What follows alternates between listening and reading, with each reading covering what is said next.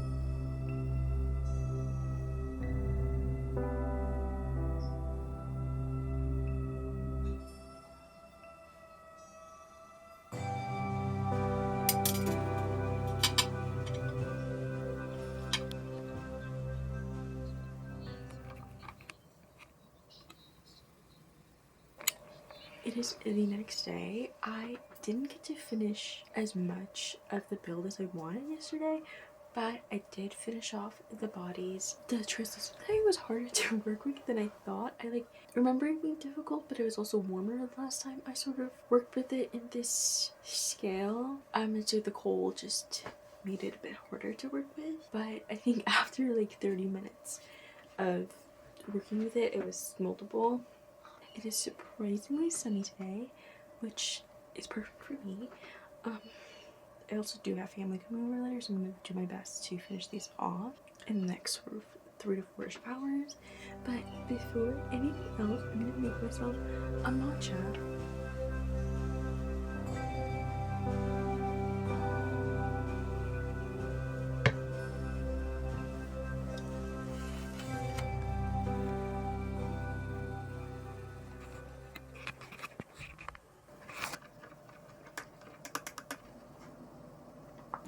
My current matcha of choice is the Nami Kana matcha. I also enjoy their Hojicha matcha, the dark roast specifically. It's so good. I feel like today, honestly, I feel like my face is like so puffy. I don't know. Maybe it's just the camera angle. I can tell, but I'm gonna like push past it and try to just have a decent day. Because if I worry too much about it, how I look and how I'm perceived, it's just not gonna, I'm just gonna ruin my day. So I'm just gonna try and make art and have matcha.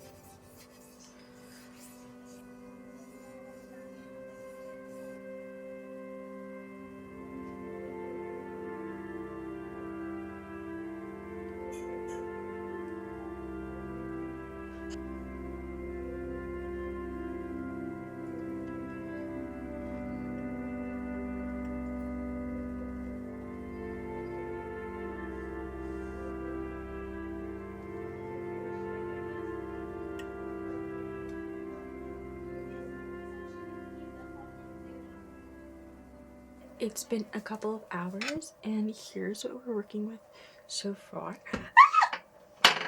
She fell, but she was saved.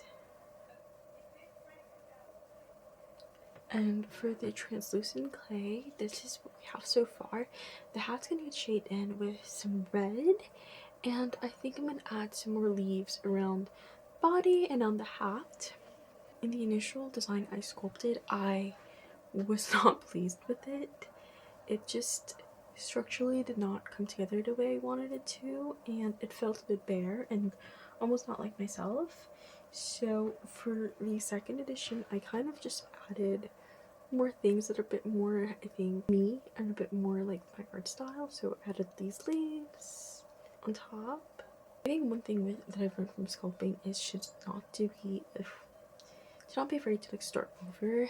For the first time I definitely took it apart and like remade it. It is sometimes frustrating. It's often frustrating. So for me it's often just taking a step away, cleaning up my space, and then looking back at my initial sketches in here and seeing how I can change things to still like embody the vision I had for my original design.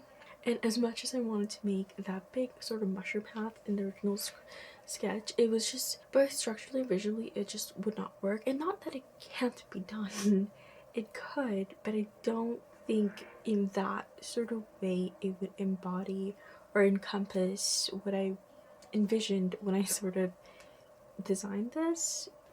But yeah, the final design I came up with adding the leaves from the hat, it truly does encompass what I envisioned, and it's giving mushroom for me in a fairy forest, which is the vibe I wanted. I am still gonna try to experiment with the pearls after I bake it, but I'm not really holding on to that. It's more for experimental purposes. But yeah, I'm really happy with how this one's turned out, and I'm gonna see how it bakes and glazes.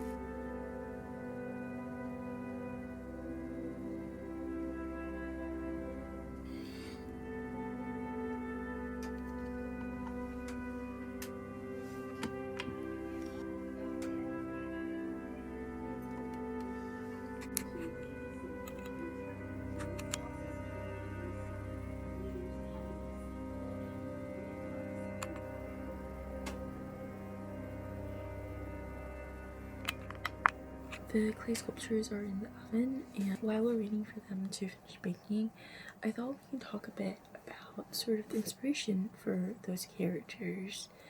The bunny character has been a recurring one in my recent artworks, and I think in the most basic and simple way I can put it, it's inspired by bunnies in my yard.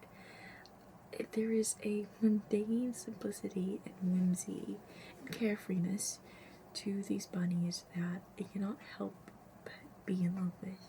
When I was younger, I thought that inspiration has to be this great feeling that comes from a sort of majestic thing, but inspiration is all around us, and it often comes from the things around you and what you surround yourself with. So, and sometimes having those feelings can feel burdensome. I don't know how to describe it. Then I feel so much, and perhaps none of it actually exists, and I've like made this up in my head. but it's real, but it's not real at the same time, and the only thing I can really do with it is create art. And I think one of my greatest sort of grievances, or rather the moments I feel the most grief, is when I never got to create that art, or not by any great obstacle but myself, where I'm the one who sort of never picked myself enough and pushed myself enough to create those things, and I sort of lost motivation. But I've had this realization that I only ever feel at peace and like myself when I'm making art. And I think how silly of me to think that I could be anything but an artist at some point in my life.